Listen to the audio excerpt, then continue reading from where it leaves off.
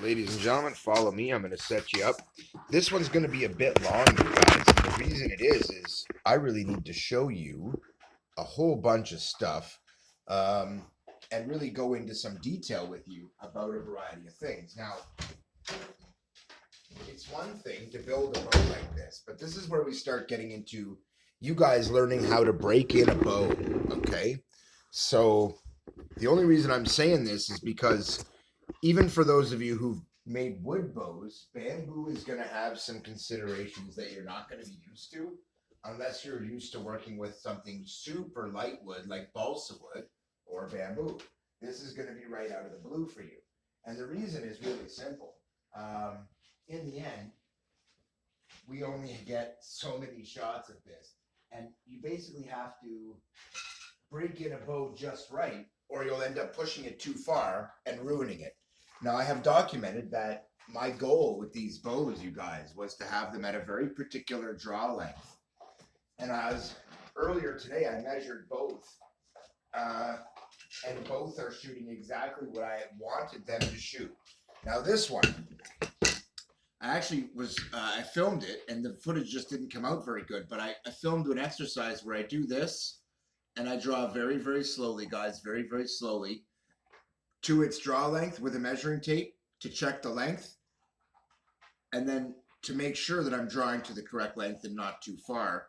I first drew it out to 22, real slow, but when I first built this, it would only draw to 21, and just barely, and it felt like it was going to break. Once I reinforced everything and got it really solid and it started to break in, it felt totally differently. And this is what I'm going to get to. The problem with bamboo is that you've got a lot of moisture in these limbs.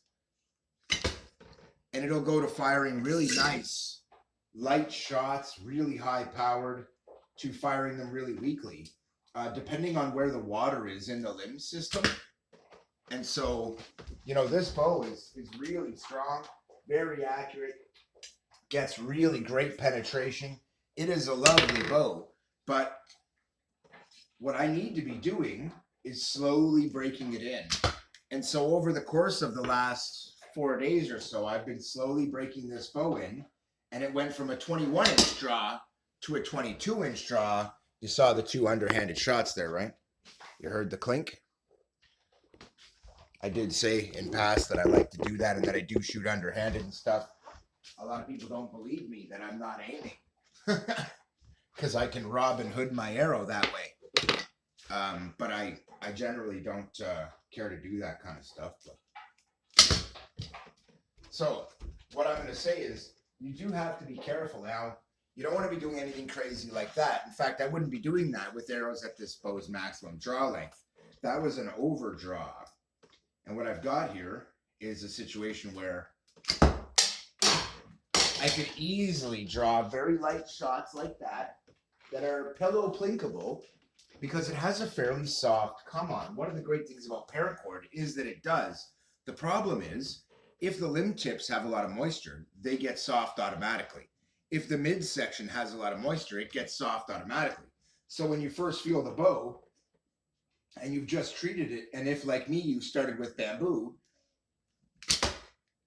okay, this is a lovely bow. It shoots amazing. I'm getting really good arrow speeds, and it is getting much better. It has retained, it's just, for the record, underhanded again, just in case you thought that shit was an accident. It's not, okay? Now that's not saying these are, like I'm the world's greatest championship archer here, and this is how I shot. When I shot in competition, actually, I was shooting a very different kind of bow, and my draw would always have been like this every single time. And that's it. And it is more accurate that way, but in a war, you need to be able to fire hard and fast. And this is excellent at that and at doing it very, very accurately, guys. In fact, it's shooting so well right now, I'm feeling like the limbs are picking up their response. Now, here's the thing. I shot this with progressively longer arrows. Every time I felt that it was soft in the middle, I went to a slightly longer arrow and started to pull a little farther. I started with a 21, then went to a 24 that I drew to 22, then 22 and a half, then 23, 23 and a half, and then finally today, 24 inches. This actually draws to 24 inches, but because it's not cured yet, it's not fully dried out yet, if I continue to run it to 24 inches, it will really soften the early come on of the bow. And I really don't want that. So what I wanted you guys to see today is how light a shots I'm actually giving it. I mean, take a look at the arrow and you should be able to see that there's still quite a bit hanging off the end. If I just do that at a 16-inch draw, we're not getting anywhere. Whereas yesterday, I drew that same 16-inch draw. It reacted exactly the same as it is today on a 17-inch draw, but yesterday it had a draw length of 23. And now that I've pushed it to that little bit further, it's perfect, but I do not want to start shooting 24-inch arrows. Everybody thinks, oh man, I got it to 24 inches. Perfect, now I shoot 24-inch arrows. No, no, no. You'll soften your back end and you'll lose the power that you want at that draw length.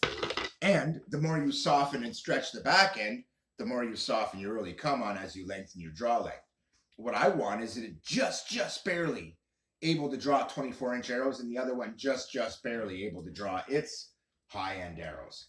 And that's what I'm getting. And I'm getting really strong, snappy shots. Now, remember, if you've been watching along, as this bow breaks in and the moisture wicks through different sections, as is true with any bow, it's going to do that. It goes from firing real good shots at a given draw length to firing a plinker. And you're like, wait, what? But that's because the moisture is wicking. And what you want to do is draw and keep shooting until you feel that moisture wicking. And that's what's happening here. It started out feeling amazing. And now it's like that one arrow is firing really weak. But that one arrow happens to be the one with the 10-gram field point on it. And that is why it was struggling. Because it's a light draw and the bow is still very weak early on. But that's because the core of the limbs and the tips of the limbs are still fairly damp on these bows. And that will take real time to get out. Now, I've said before, you could do this with a heater. I really prefer not to. This is the method that I have found over the course of my life works the best and won't wreck the bow if you do it right. You just shoot. But you shoot light. So on a bow that I know shoots 24 inches, my other requirement for it is that it shoot these as strongly as possible. So now that I've broken in the bow to the point where it's finally achieved the back end I want, now all I do is work on these little guys. This is all I'm going to do is shoot the little guys because it's going to help work the limb tips. And as you can see, that helps. I'm firing these tiny little draws, but Thumper is living up to its name and thumping in rounds without any problem at all. And so now I'm going to step up and start pulling a slightly higher draw of about 19 inches.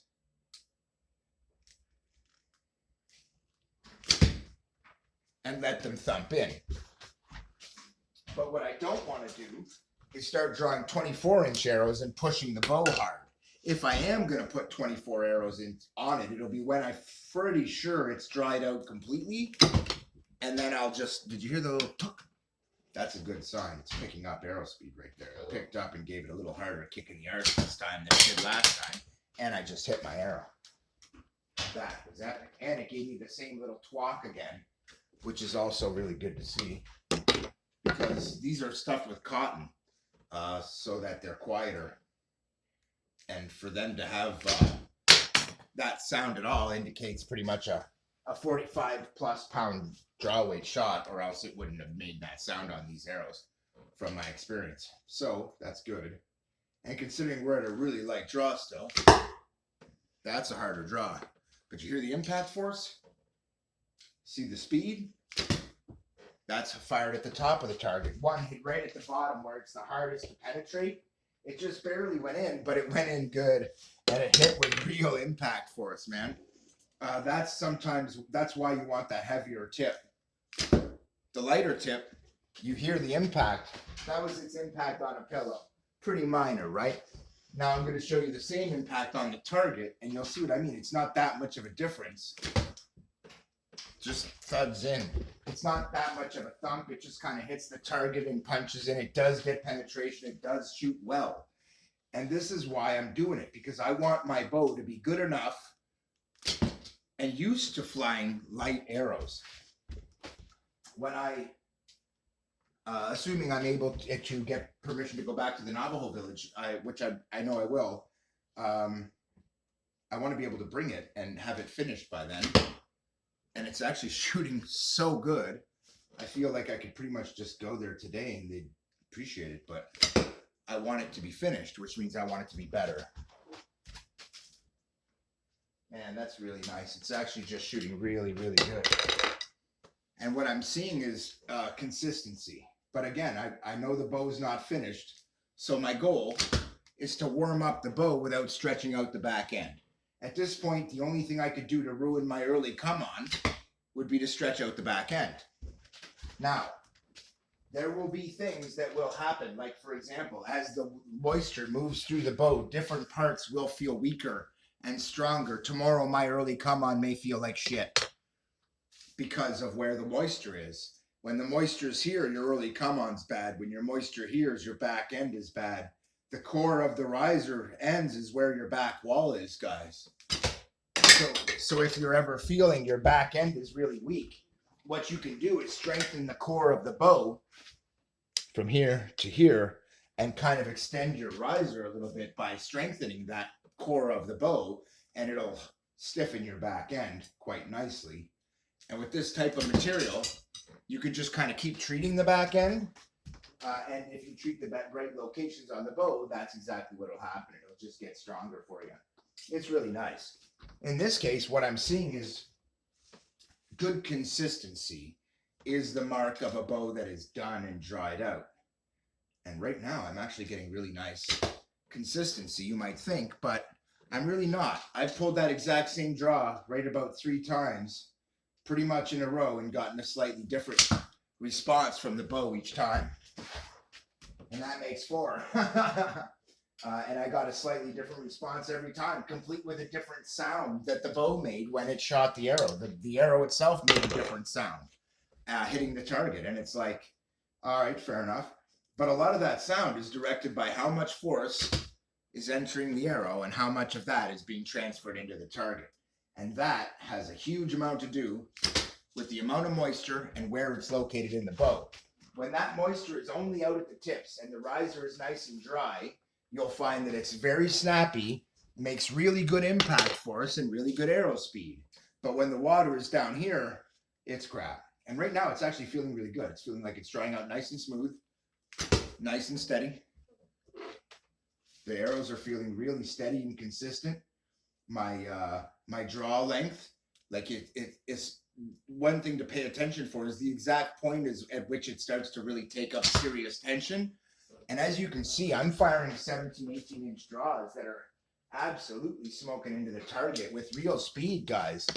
And that's serious. I mean, if I'm able to do that and it's not getting weaker over the course of a shooting session while doing that, that is a really, really, really good sign. Because one of the things I'm looking for is that exact thing. I want it to fire these arrows well consistently. And when it's fully drawn out, it will. But right now, what I'm seeing is it's still moist, and I only know that really from experience. It's very consistent. It's very accurate. As you may have heard, I just laid one arrow in and then laid the other one in literally right next to it so they were kissing. I mean, it's with an underhanded draw. You know what I mean? I didn't even aim. I just pull it out and shoot, and it's that kind of pinpoint, go where I'm looking kind of accurate. So I love that. That being said, because it feels incredibly consistent right now, I'm not just going to keep abusing it. I'm not going to go to longer arrows. That consistency is what I want to feel. I shot it. It was nice and consistent. It stayed that way over a dozen rounds. The riser is feeling warm now. Now I'm going to set it down. Now I'm going to go to the other bow. I'm going to do the exact same procedure because it's in the same segment of its life, being brand new and needing to be broken in. But this bow isn't ready for 24-inch arrows because it is supposed to shoot 26s and the 24s are like its 20s. Also, I'm not pushing them with this to its back end, which is the point. I'm encouraging its front end, but at the point where it actually is meant to shoot. I don't care what it's like from 0 to 20 because I'm not planning on firing the 20-inch arrows with this one. What I'm seeing is it's still fairly weak. Yesterday it was actually noticeably better than this on these same arrows. And what I'm seeing is that moisture is just wicking. In a preview, you heard me just hit my arrow though, so it's not exactly falling off in the accuracy department just because it's real weak. And that's one of the signs to see. Actually, it's like there's really nothing wrong with it. The setup is good. It's locked. It's held in place. Brace sight's locked in. Everything else is locked in. It's fucking perfect. The only thing I'm seeing is that it just feels real weak. But that is more to do with the moisture level than anything else, because that was a pathetically weak shot, and it's like it just barely wants to sling the arrow. And you get to a point like that, and you're like, oh man, this is a failure. No, this is a 50-pound bow that shoots these arrows awesome and will absolutely kill you at 100 yards. But not today. Today, if I picked it up, it's a limp noodle, which is why I keep talking about the limp noodle effect. You don't want a limp noodle as a war bow. These need to be properly cured and dialed in before you try to use it as a daily bow. So it's like, but that's normal in boyering. Most people probably wouldn't know this, but it's traditional that bows take up to a year to really cure the wood and break it in before they're really considered done. And this material luckily won't take that long. This is a much faster build. It's one of the reasons I like it over a traditional build, really. Shoots well. It's starting to thump rounds in. And as you can see, as it's getting warmed up a little bit, it's not bouncing the rounds out anymore. It's still shooting very accurately, but with the same draw, no harder feel on my end, but it certainly is a noticeable difference, at the target, because they're thumping in and they're penetrating instead of just flying off and bouncing. And I know it's not the setup because I didn't change it.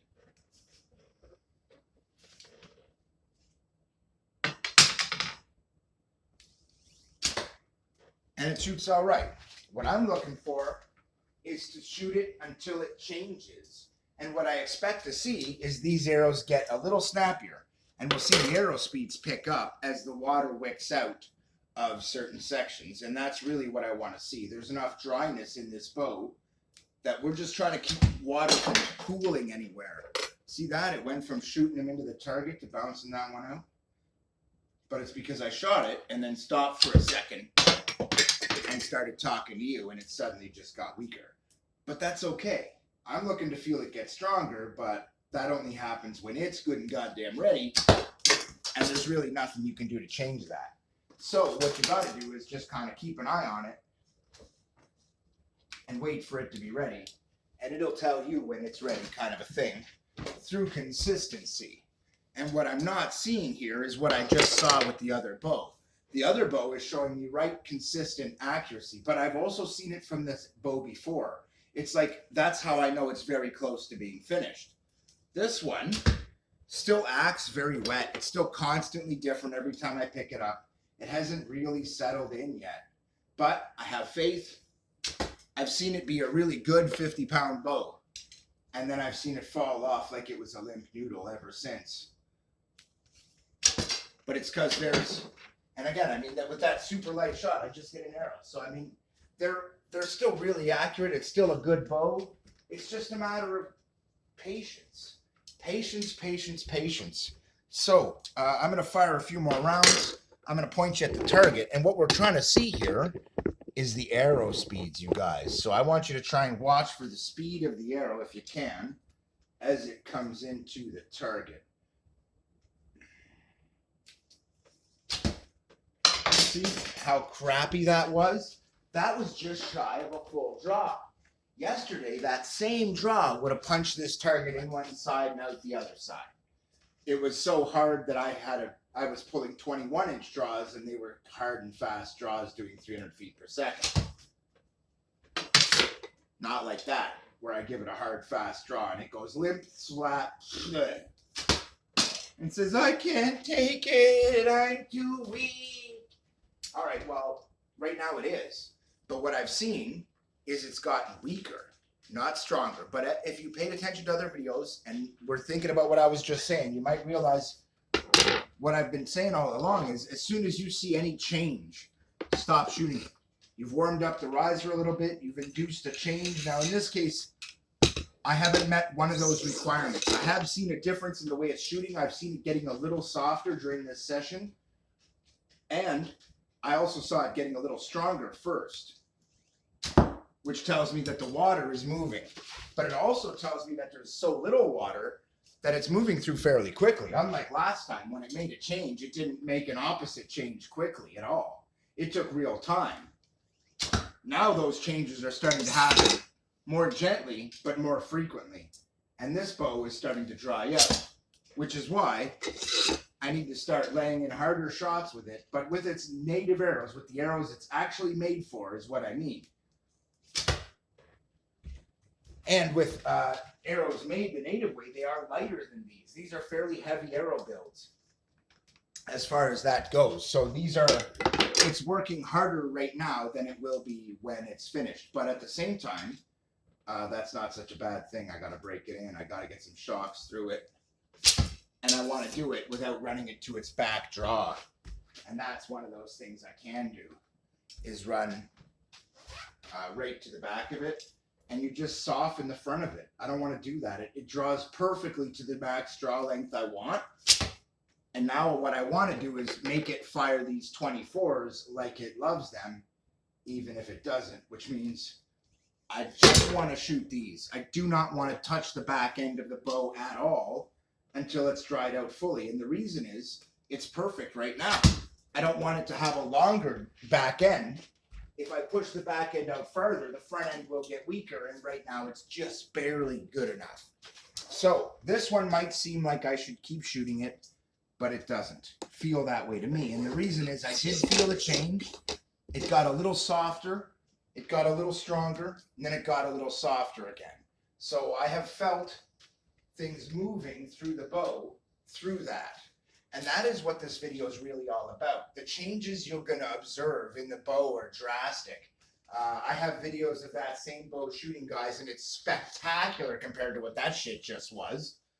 But at the same time, you know, that little war bow shoots 24-inch arrows now. And I'm showing you really light shots on 20-inch arrows and it punching in at 275 feet per second. And if I give it a full draw on those 20 inches, it's well over 300 feet per second. It's a badass little bow. But it's also back and forth. One day it's really badass and puts up some of the best impact force and arrow speed in my life I've ever seen out of a 20-inch, like by far. And then the next day it's so weak it'll barely fire those same arrows. Not quite. It's still strong enough to put them into the target, but it's weak enough to be concerning.